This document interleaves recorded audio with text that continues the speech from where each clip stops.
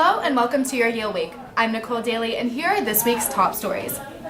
On Tuesday afternoon, about 60 undergraduates gathered in the main lecture room of SSS for an information session on the new colleges led by two college heads, Charles Balin and Tina Liu.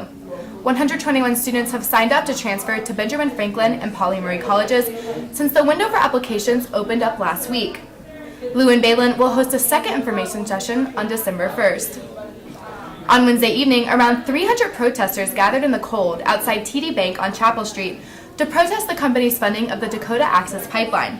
The rally began at 4:30 p.m. and lasted for nearly 2 hours. It was organized by the ad hoc group New Haven Stands with Standing Rock, which is part of the larger group Connecticut Stands with Standing Rock. The Dakota Access Pipeline is an oil pipeline that upon completion will stretch for 1,178 miles across 4 states. The project has sparked local protests as it will pass through lands considered sacred by the Standing Rock Sioux tribe, and the local tensions have escalated into nationwide protests against oil companies' exploitation of indigenous lands for profit. And now, our top story. On Wednesday, as part of the National Sanctuary Campus movement, more than 100 Yale students and New Haven residents gathered on cross campus to petition for Yale to protect undocumented immigrants. Standing on the women's table, several community leaders and activists spoke out at the event.